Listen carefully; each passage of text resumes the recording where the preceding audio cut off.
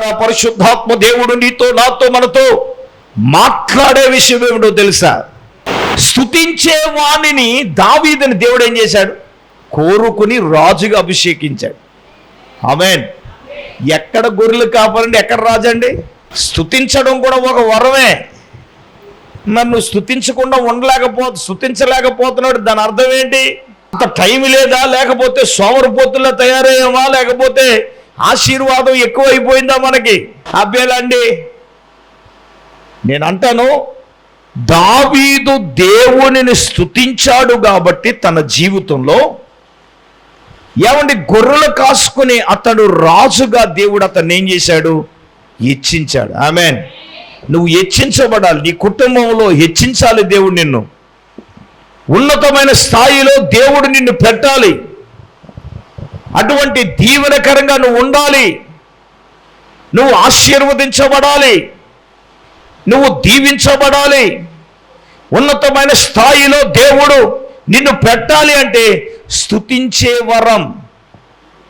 స్తుతి స్థితులు మారుస్తుంది. స్తుతి ఎరుకో కోటగోడలను కూల్చింది. స్తుతి వారికున్న బంధకాలు ఏమైనండి? తెగిపోయినాయి. స్తుతి శత్రువుల మీద జయాన్ని కూడా అనుగ్రహించింది కదా. నేనేమంటానంటే, దావీదులాగా నువ్వు స్తుతించే వరాన్ని నువ్వు కలిగి ఉన్నావా? ఇది మూడవది. నాలుగవదిగా దావీదులో ఉన్నది ఏంటో చెప్పనా? దావీదు ప్రతి దినము కూడా దేవునికి ఏం చేసేవాడండి? ప్రార్థించేవాడు. చూద్దాం, 55వ కీర్తన 16, 17 వచనాలు చదువుదాం. అయితే నేను దేవునికి మొర్ర పెట్టుకుందును, యెహోవా నన్ను రక్షించును. సాయంకాలమున, ఉదయమున, మధ్యాహ్నమున నేను ధ్యానించుచు మొర్ర పెట్టుకుందును, ఆయన నా ప్రార్థన ఆలకించెను. ఆమేన్. దావీదుకు దేవుడు అనుగ్రహించిన 4వ వరం ఏమిటంటే ప్రార్థించుట. అందరూ చెప్పండి. నేను చెప్పే ఈ వరాలన్నీ అందరూ చేసే వరాలే ఇవి. అర్థమవుతుందండి? ప్రార్థించడం కూడా వరం. ఎన్ని మార్లట? దినానికి 3 మార్లండి. ఎలాగా చెప్పండి? అక్కడ ఉన్నది చెప్పండి. సాయంకాలం, ఉదయం, మధ్యాహ్నం. ఇదేంటి సార్? మన ఉదయం, మధ్యాహ్నం, సాయంకాలం కదా. అవి అలా చూస్తున్నారేంటమ్మా తేడాగానే. ఇదేంటి సార్? సాయంకాలం, ఉదయము, మధ్యాహ్నం అంటారు. ఇది ఎలాగండి? ఒక రోజు ఎలా ప్రారంభం చెప్పనా? సాయంకాలము 6 గంటల నుంచి మరుసటి రోజు సాయంకాలం 6 గంటల వరకునండి.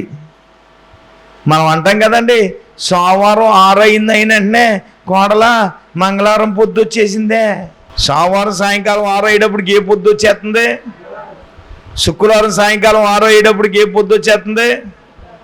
చెప్పండి. లక్షవారం సాయంకాలం 6 అయ్యేటప్పటికి ఏం వచ్చేస్తుంది? శుక్రవారం పొద్దు వచ్చేస్తుంది అని అంటాం కదా. ఏ శుక్రవారం పొద్దు వచ్చేస్తుంది, ఇప్పుడు వెళ్తున్నాం ఏంటి అంటుంది అనేవారు. అంటే మీకు జ్ఞాపకం చేస్తున్నాను, రోజు సాయంకాలంతో ప్రారంభమవుతుంది, మరుసటి రోజు సాయంకాలం. ఇది యూదులు సబ్బాతు అనగానే శుక్రవారం సాయంకాలం ఈవినింగ్ 6 గంటలకే స్లాపులు క్లోజ్ చేశారు. ఏడు సార్ 6 గంటలకే క్లోజ్ చేసేస్తారంటే గైడ్ని అడిగితే మళ్ళీ మరుసటి రోజు సాయంకాలం 6 గంటల వరకు షాపు తీయరు. ప్రతి సాయంకాలమునంట, ఉదయం అంట, మధ్యాహ్నం అంట, దినానికి 7 మార్లు స్తుతిస్తే 3 సార్లు రోజుకి దావీదు గారు ఏం చేసేవాడు? చెప్పండి గట్టిగా. మనమా 3 రోజులు మాత్రం 3 సార్లు మాత్రం తింటాం, ఎక్కడ ఎల్తి లేకుండా బో బో అంటాం తిని. దినానికి 3 మార్లు దావీదు తన జీవితంలో ప్రార్థించేవాడు. ప్రార్థన వరం కావాలి విశ్వాసికి. నువ్వు ఆధ్యాత్మికంగా దేవుడు ఇప్పుడు ప్రార్థనలో ఎంత స్ట్రాంగ్గా మనం ఉండాలి.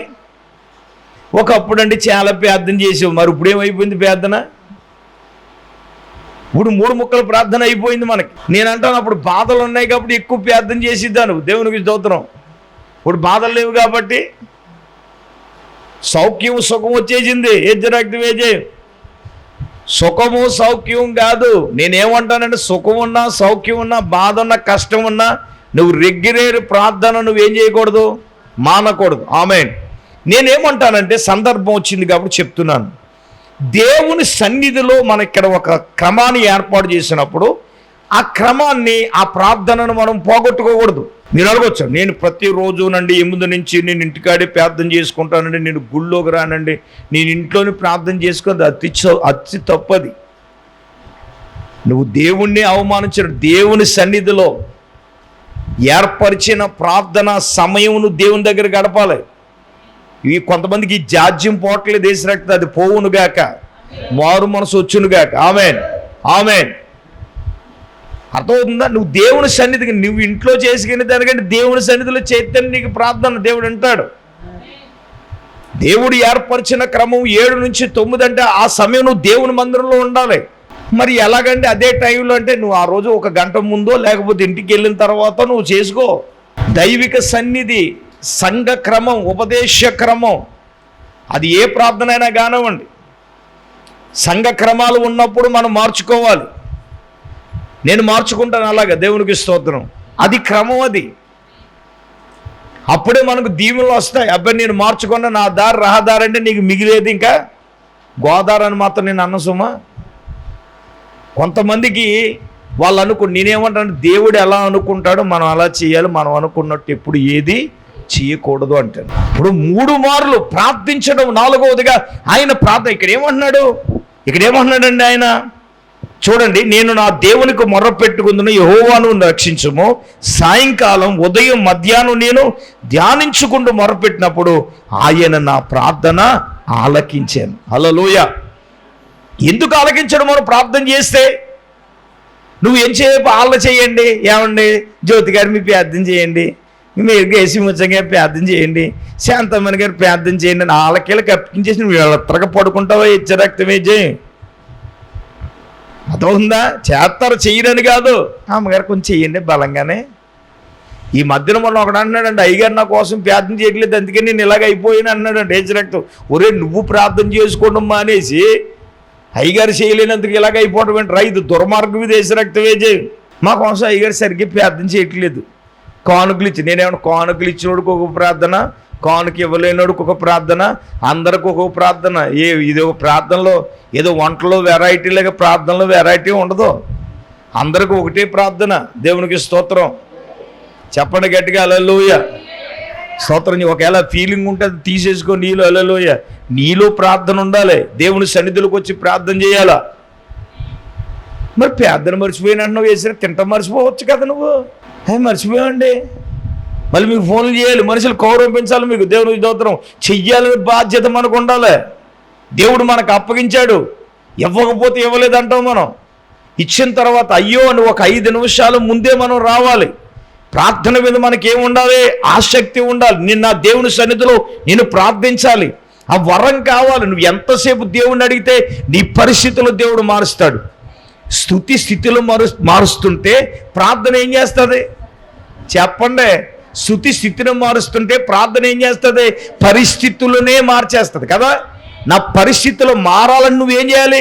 వాళ్ళ ప్రార్థన చేయి, వీళ్ళ ప్రార్థన చేయి, నువ్వు ప్రార్థన చేయాలి. వ్యక్తిగతంగా నువ్వు దేవుణ్ణి అడగాలి, నీవు దేవుని సన్నిధిలో రోధించాలి, దేవుని సన్నిధిలో మనం అడగాలి.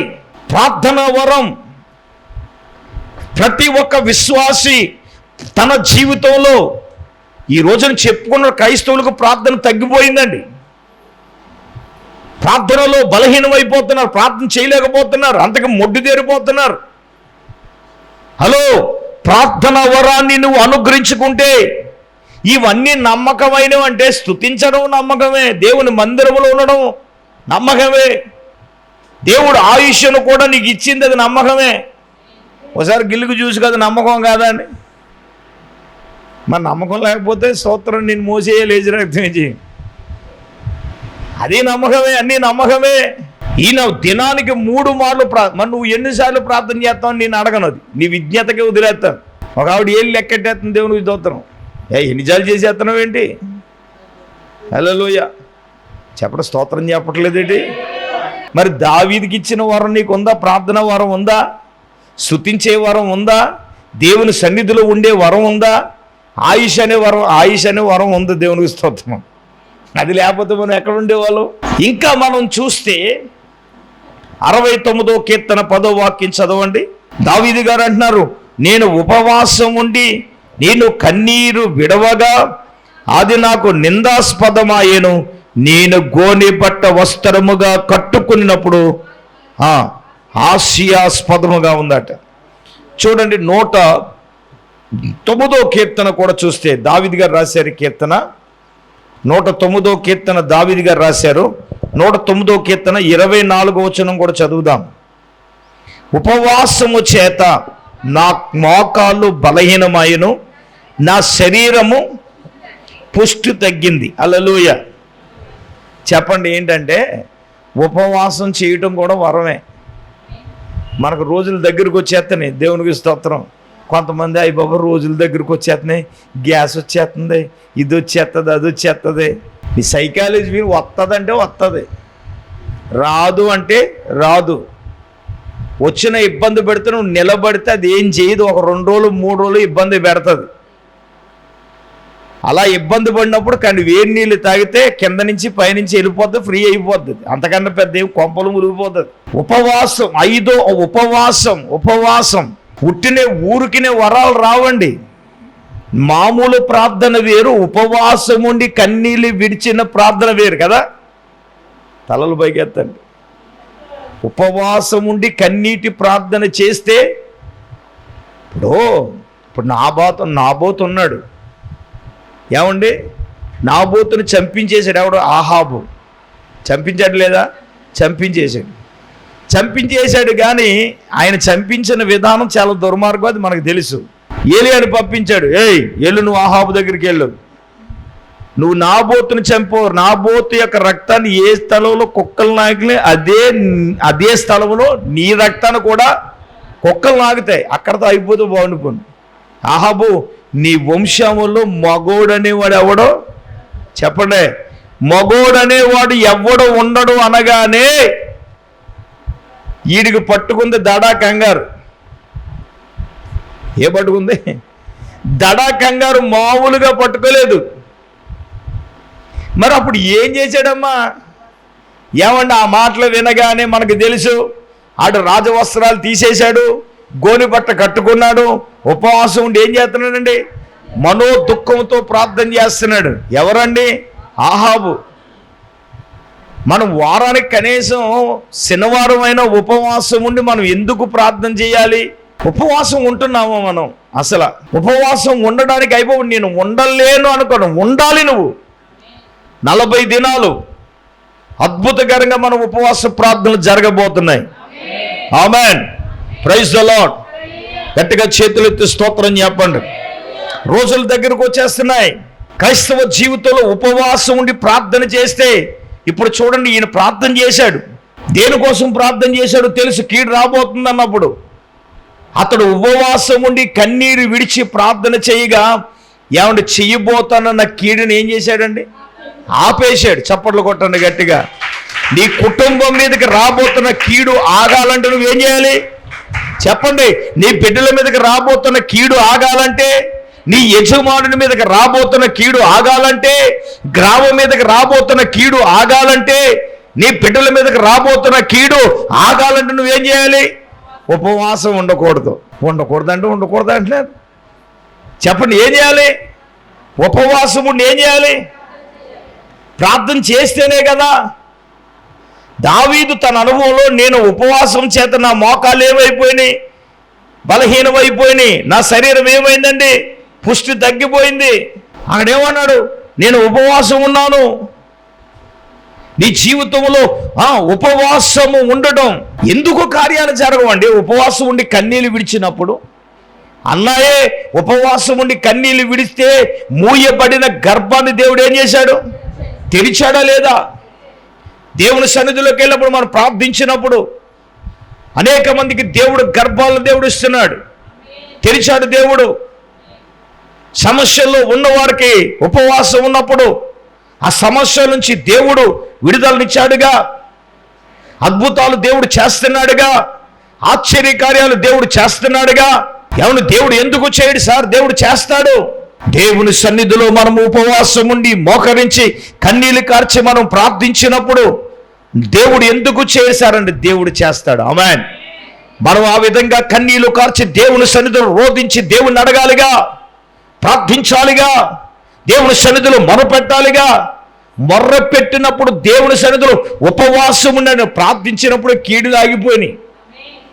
ఏమండి, ప్రార్థించినప్పుడే మూయబడిన గర్భాలే తెరవబడినప్పుడు, ఉపవాసం ఉండి ప్రార్థించినప్పుడు శత్రువుల మీదే దేవుడు జయాన్ని అనుగ్రహించినప్పుడు, ఎందుకు మనం ఉపవాసం ఉండి మనం ప్రార్థన చేసి ఎందుకు దేవుడు చేయడు? కుటుంబాల్లో కీళ్ళు ఏలుబడి చేస్తున్నాయా? ఆ కీడులన్నీ తొలగిపోవాలంటే ఏం చేయాలి? మనం మాట్లాడరామండి. దావీదులో ఉన్నటువంటి అనుభవం, ఒక అనుభవం ఏంటంటే, 5వ అనుభవం ఏంటంటే, ఉపవాసం ఉండి ఏం చేస్తున్నాడండి? ప్రార్థన చేస్తున్నాడు. నిజమే, ఉపవాస కన్నీటి ప్రార్థన. ఉపవాస కన్నీరు విడిచి నువ్వు ప్రార్థన చేస్తే, కన్నీరు విడిచి నువ్వు రోధించి దేవుణ్ణి అడగగలిగినట్లయితే, నా ప్రభు అంటున్నాడు, నీ వ్యక్తిగత జీవితంలో నా ప్రభు అద్భుతమైన కార్యాన్ని నా ప్రభు చేయబోతున్నాడు. చెప్పండి ఆమేన్, చెప్పండి ఆమేన్. Praise the lord. నా దేవుడు చేయగలిగిన వాడు. ఆమేన్. నా దేవుడు ఖచ్చితంగా దేవుడు చేస్తాడు. హల్లెలూయా. ఎప్పుడు దేవుడు చేస్తాడు సార్ అంటే, నువ్వు ఉపవాసం ఉండి, ఉపవాసం అనే వరాన్ని నువ్వు కలిగి ఉండాలి. అంటే పవిత్ర వరమైన ఉపవాసం ఉన్నప్పుడు వారు తమ పాపాలను ఒప్పుకొని తాము ఏం చేశారు? ఉపవాసం ద్వారా, ప్రార్థించడం ద్వారా పవిత్రపరచబడతారు. మీరు స్తుతించడం ద్వారా, దేవుని సన్నిధిలో ఉండడం ద్వారా. ఇవన్నీ ఏ వరాలంటే, ఒక విశ్వాసి, అది ఎవరైనా, చిన్నలైనా పెద్దలైనా అందరూ కూడా ఏం చేయాలి? ఉపవాసం ఉండాలి. ఏమంటే ఎన్ని కార్యాలు దేవుడు చేయలేదండి? అసాధారణమైన కార్యాలు దేవుడు చేయలేదా? దేవుడు చేస్తాడు. దేవుడు చేయబోతున్నాడు. ఆమేన్. హల్లెలూయా. ఎన్నో కార్యాలు దేవుడు చేశాడండి.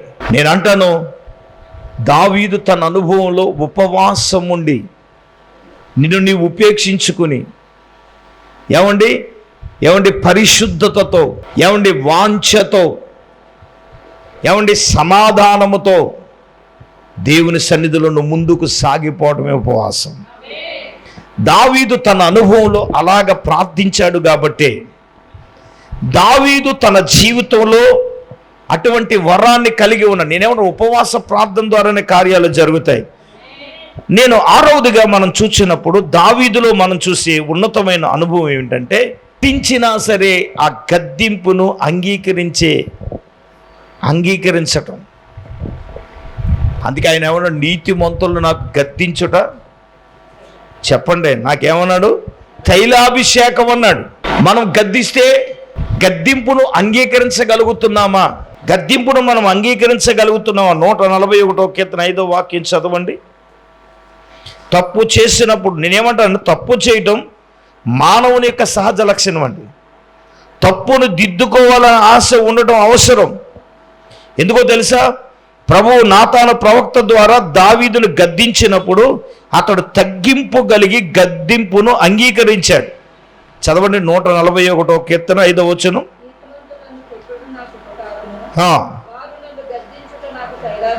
వారి నన్ను గద్దించుడు నాకేంటి చెప్పండి? నేనేమంటాను? గద్దించినప్పుడు, దైవజనుడు గద్దించినప్పుడు, సేవకురాలు గద్దించినప్పుడు, ఆ గద్దింపును మన జీవితంలో మనం ఏం చేయాలండి? అంగీకరించడం, లోబడడం కూడా ఒక వరమే. చాలామంది తిరుగుబాటు చేస్తూ ఉన్నారు. సమయానికి కొన్ని గద్దించిన నువ్వు ప్రార్థించట్లేదని నేను గద్దించిన నువ్వేం చేయాలి? లోబడాలి. మరి నువ్వు ప్రార్థనలో వచ్చేదా, నువ్వు చేయి రావట్లేదంటే నువ్వు ఎవరి మీదో కోపం నువ్వు ప్రార్థన చేయడం ఎందుకు మానేయాలి? ఎందుకు మనం మానేయాలి?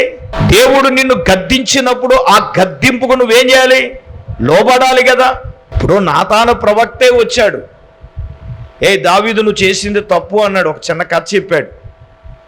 వెంటనే దావీదుకి ఏమర్థమైంది? తప్పు చేశాడు కాబట్టి నేను రాజును కదా అనలేదు. దైవజనుడు మాట గద్దింపుకి ఏం చేశాడు? లోబడడమే కాదు, మళ్ళీ తన జీవితంలో ఎప్పుడు కూడా అతను తప్పు చేయలేదు. అందుకే 1 రాజుల గ్రంథం 15వ అధ్యాయం 4వ వచనములో ఒక ఉరియా విషయంలో తప్ప, చదవండి ఒకసారి. మొదటి రాజులు 15:4 చదవండి. తప్ప తన జీవిత దినములన్నిట యెహోవా దృష్టికి ఎలా నడిచాడటండి? యథార్థంగా నడిచాడట. దేవునికి స్తోత్రం కలుగునుగాక. గట్టిగా చెప్పండి హల్లెలూయా. ఏమండి, ఒక ఉరియా విషయములో తప్పండి తన జీవిత దినములన్నిట ఎప్పుడో తెలుసండి, దైవజనుడైన నాతాను ద్వారా ఎప్పుడైతే నేనేమంటే గద్దింపుకు నువ్వు లోబడి అంగీకరించే వరాన్ని నీ జీవితంలో కలగాలి. అయ్యో నా సేవకుడే కదా, నా ఆత్మీయ తండ్రే కదా, నా ఆత్మీయ తల్లే కదా. ఇప్పుడు తల్లిదండ్రులు మనం తిడుతున్నప్పుడు పిల్లలు లోబడుతున్నారా లేదా చెప్పండి? తల్లిదండ్రులుగా మీరు గద్దించడం మీ పిల్లలు మీకు లోబడుతున్నారా? ఆత్మీయ తల్లిదండ్రులు గద్దించినప్పుడు లోబడినప్పుడే మీరేమవుతారు? ఆత్మీయ జీవితంలో ప్రయోజకులు అవుతారు. నీదేనా సంఘం? చాలా సంఘాలు ఉన్నాయి. ఒకడు అలాగే విర్రవీగాడు సంవత్సర ఆరంభంలో. నేను చెప్తున్నాను వినండి, ఈరోజు ఏదో కొంత డబ్బులు వస్తాయి, విర్రవీగిపోకూడదు మనిషి. డబ్బులు ఉన్నప్పుడు మనం ఎలాగున్నామో డబ్బులు లేనప్పుడు అలాగే ఉండాలి. ఆశీర్వాదం లేనప్పుడు మనం ఎలాగున్నామో ఆశీర్వాదం వచ్చిన తర్వాత కూడా మనం అలాగ ఉండాలి. ఈరోజు మీరందరూ జ్ఞాపకం చేసుకోండి, ఒకవేళ హెచ్చరించబడుతున్నప్పుడు గద్దిస్తున్నప్పుడు నువ్వేం చేయాలి? ఆ గద్దింపుకు లోబడే వరం నీకు కావాలి, అంగీకరించాలి. చివరిది 7వది 119వ కీర్తన 56వ వచనాన్ని చదువుదాం. దావీదు ఏం చెప్తున్నాడో చూద్దాం. నీ ఉపదేశమును అనుసరించి నేను నడుచుకొనుచున్నాను, ఇదే నాకు వరముగా దయచేయబడి ఉంది. అర్థమవుతుందా? ఉపదేశము అనే వరం. హల్లెలూయా. ఏంటి చెప్పండి? 7వది ఏంటి చెప్పండి? ఉపదేశము అనే వరం. నేను ఉపదేశాన్ని అనుసరించి నడుచుకొనుచున్నాను, ఇదే నాకు వరం. ఏంటి వరం అండి? ఉపదేశాన్ని అనుసరించి నడవడం వరం. అర్థమవుతుందా? ఉపదేశం అనే వరాన్ని దేవుడట దావీదు గారికి ఇచ్చాడు. దావీదు గారికే కాదు, ఇక్కడ కూడి ఉన్న నీకు నాకు మనందరికీ కూడా ఉపదేశం అనే వరాన్ని దేవుడు ఇచ్చాడు. చక్కని ఉపదేశము చెప్పగలిగే దైవజనుడు మీకు ఇచ్చాడు. ఆమేన్. చెప్పండి గట్టిగా హల్లెలూయా. చాలా సంఘాలలో ఉపదేశం లేదు, పిట్టకథలు అరికథలు తప్ప. చెప్పిన వాక్యం మళ్ళీ చెప్పకుండా సుమారుగా 5 సంవత్సరాల నుంచి ఏమండి చెప్పిన వాక్యం మళ్ళీ చెప్పకుండా ఉపదేశం అనే వరాన్ని దేవుడు మీకు ఇచ్చాడు. మంచి ఉపదేశకుని దేవుడు ఇచ్చాడు. అర్థమయ్యే రీతిలో ఉపదేశాన్ని బోధించగలిగే సేవకుని ఇచ్చాడు. అర్థమవుతుందండి? ప్రతి విషయాన్ని కూడా అర్థమయ్యే రీతిలో ఉపదేశం. చూడండి, అయ్యా నీ ఉపదేశం అనుసరించి నేను నడుచుకుంటున్నాను. ఎందుకు తెలుసా? అదే నాకు వరముగా నువ్వు దయచేసావు. ఉపదేశం అనే వరాన్ని మనం కలిగి ఉండాలి. ఉపదేశం అనే వరాన్ని మనం పొందుకోవాలి. హలో, మన దైనందిన జీవితంలో ఉపదేశానికి మనం లోబడాలి. ఉపదేశాన్ని మనం అనుసరించాలి. ఉపదేశాన్ని మనం వరవకూడదు. ఉపదేశాన్ని మనం ధ్యానించాలి. ఉపదేశాన్ని మనం అనుసరించాలి. 7 విషయాలు ఈ 119వ కీర్తనలోనే ఉన్నాయి. నేను వెదుగుతున్నాను, దాన్ని మరవను, దాన్ని నేనేం చేస్తాను? అనుసరించుచున్నాను. ఉపదేశమునే దేవుడు నీకేమిచ్చాడు? వరంగా ఇచ్చాడు. ఉపదేశం అనే వరాన్ని నువ్వేం చేయాలా? పొందుకోవాలి. ఉపదేశానుసారంగా నడవాలి. ఉపదేశానుసారంగా మనం జీవించాలి. కాబట్టి దావీదుకు దేవుడు అనుగ్రహించిన ఈ 7 పవిత్రమైన వరాలు కూడా ప్రభు మనకిస్తున్నాడు. ఆయుష్ అనే వరం, దేవుని మందిరములో ఉండే వరం, దేవునిని స్తుతించే వరం, దేవునిని ప్రార్థించే వరం, దేవుని సన్నిధిలో ఉపవాసం ఉండే వరం, గద్దింపును అంగీకరించే వరం, అలాగే 7వదిగా ఉపదేశం అనే వరం. ఇంకా చాలా ఉండొచ్చు, కానీ 7 సంగతులు అత్యంత కీలకంగా దేవుడు ఈ రాత్రి నీ ముందు, నా ముందు, మన ముందు పెట్టాడు. నేనేమంటానంటే ఈ 7 వరాలు దేవుడు మనకు అనుగ్రహించాడు. ఇవన్నీ నమ్మకమైనవే. దావీదుకు అనుగ్రహించిన 7 వరాలు దేవుడు మనకిస్తున్నాడు. నువ్వు స్వీకరించడానికి సిద్ధంగా ఉన్నావా? అందరూ మోకరించి కళ్ళు మూసుకోనండి. ప్రభువా, నువ్వు ఆయుష్నే వరంగా మాకు ఇచ్చావు. నీ మందిరములో ఉండడమే మాకు వరం. నిన్ను స్తుతించడమే మాకు వరం, నిన్ను ప్రార్థించుటయే వరం, మేము ఉపవాసం ఉండడమే వరం, గద్దింపును అంగీకరించడయే వరం. తండ్రి, ఉపదేశాన్ని నువ్వు మాకు వరంగా ఇచ్చావు. అందరూ మోకరించండి, కళ్ళు మూసుకుని ప్రార్థన చేసుకుందాం. అమ్మగారు మన ప్రార్థనలు నడిపిస్తారు.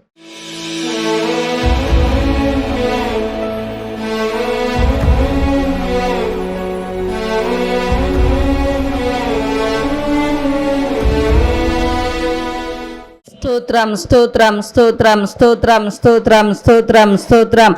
పరిశుద్ధుడైన తండ్రి, మహోన్నతుడా, నీకు వందనాలు, స్తోత్రాలు స్తోత్రాలు స్తోత్రాలు ప్రభువా. ఈ రాత్రినైనా నా తండ్రి నీ దాసులను అభిషేకించే ప్రభువా. అయ్యా, దావీదుకి అనుగ్రహించిన నాయన అయ్యా పవిత్రమైన వరాల గురించి ప్రభువా 7 విషయాలు ఈ రాత్రినైనా నీ వాక్యము ద్వారా మీరు మాతో మాట్లాడారు తండ్రి. నీకు వందనాలు ప్రభువా. యేసయ్యా, నీకు స్తోత్రాలు నాయన. నీ మందిరమునందు నివసించటమే ఒక వరమని అయ్యా నా తండ్రి నీకు స్తోత్రాలు ప్రభువా. అయ్యా నాయన, మా జీవితాల్లో మా బ్రతుకుల్లో ప్రభువా నీ సన్నిధిలో నివసించే కృప దయచేనాయనా. అయ్యా, ఆయుష్ నిమ్మని అతడు వరమడుగగా నీవు నాకు అనుగ్రహించావని దావీదు చెప్తూ ఉన్నాడు తండ్రి. నీకు వందనాలు. ఆయుష్నే మాకు వరముగా నీవు ఇచ్చావు తండ్రి. నీకు వందనాలు ప్రభువా. బ్రతికి ఉన్నామంటే, జీవిస్తున్నామంటే ఇది నీ వరమే నాయనా, నీ కృపే నాయనా. నీకు వందనాలు. యేసయ్యా, నీ సన్నిధిలో ప్రభువా అయ్యా నాయన నిన్ను స్తుతించటము ఒక వరం అని మాట్లాడావు నాయనా. మా జీవితాల్లో వ్యక్తిగతంగా నాయనా అయ్యా నాయన మా జీవితాల్లో ప్రభువా నిన్ను స్తుతించే అనుభవం మేము కలిగి ఉండటానికి అయ్యా నాయన అదొక వరం అని మీరు మాతో మాట్లాడారు తండ్రి. అయ్యా, నీ సన్నిధిలో ప్రార్థన చేయటం ఒక వరం తండ్రి. నీకు వందనాలు. అయ్యా, ఉదయకాలము, మధ్యాహ్నము, సాయంకాలం దినానికి 3 దినాలు ప్రభువా, 3 సార్లు ప్రభువా దావీదు నీ సన్నిధిలో ప్రార్థన చేశాడు, 7 మారులు స్తుతించాడు నాయన. అయ్యా, మా బ్రతుకుల్లో మా జీవితాల్లో నాయన అయ్యా నిన్ను స్తుతించే అనుభవాన్ని ప్రభువా అయ్యా నీ సన్నిధిలో ప్రార్థన చేసే కృప దయచే తండ్రి. నీకు వందనాలు. అలాగే నాయనా నా తండ్రి నీకు స్తోత్రాలు ప్రభు. ఉపవాసం ఉండటం ఒక వరము నాయనా. అయ్యా నా ప్రభువా నీకు వందనాలు. అయ్యా, కీడులు ఆగిపోవాలంటే, దురాత్మ శక్తులు పోవాలంటే, అయ్యా కుటుంబాల్లో నెమ్మది ఉండాలంటే అయ్యా నీ సన్నిధిలో ఉపవాసం ఉండి ప్రార్థించాలి నాయన. నీకు వందనాలు. అది నాయన ఒక వరమని నీ వాక్యం సెలవిస్తుంది ప్రభువా. అయ్యా నాయన ఆధ్యాత్మిక జీవితాల్లో ప్రభువా ఈ వరాలన్నీ మేము కలిగి ఉండటానికి సహాయం దయచేయండి. అయ్యా, నీ గర్దింపుకు లోబడాలని ప్రభువా. అయ్యా, నీతిమంతులు గర్దించుట తైలాభిషేకం అని నీ లేఖనము సెలవిస్తుంది నాయన. అయ్యా, దావీదు తప్పు చేసినప్పుడు ప్రభువా అయ్యా నాతాను ప్రవక్త వెళ్ళి గర్దిస్తే ప్రభువా ఆ గర్దింపుకు లోబడినైనా ఆ తప్పును సరి చేసుకున్నాడు ప్రభువా. నీకు వందనాలు తండ్రి. అయ్యా, మా జీవితాల్లోనైనా దైవజనులు గర్దించినప్పుడు, మాపై ఉన్న పెద్దలు గర్దించినప్పుడు ప్రభువా అయ్యా మేము నాయన గర్దింపుకు లోబడే కృప దయచే తండ్రి. నీకు వందనాలు. అయ్యా నాయన నీ యొక్క ఉపదేశాన్ని అనుసరించి నడవటం అయ్యా నాయన అదొక వరం అని అంటున్నాడు తండ్రి దావీదు. మా జీవితాల్లో ప్రభువా నీ యొక్క ఉపదేశాన్ని, వాక్యాన్ని అనుసరించి నడుచుకునే కృప దయచేయండి. ఈ రాత్రి విత్తబండి మాటలు మా హృదయాల్లో నీరు కట్టి ఫలింపజేసి సమస్త ఘనత, మహిమ, ప్రభావాలు మీరే పొందమని యేసయ్య పరిశుద్ధ నామములో ప్రార్థన చేసి అడిగి వేడుకొంచున్నాం మా పరమ తండ్రి. ఆమేన్. ఆమేన్. మన పరమ తండ్రి అయిన దేవుని ప్రేమ, మన ప్రభువును రక్షకుడైన యేసుక్రీస్తు ప్రభుల వారి యొక్క దివ్యమైన కృప, పరిశుద్ధాత్మ దేవుని యొక్క అన్యోన్య సహవాసం ప్రభు బిడ్లారా ఇక్కడ కూడిన సదాకాలము తోడైననుగాక. ఆమేన్. ఆమేన్.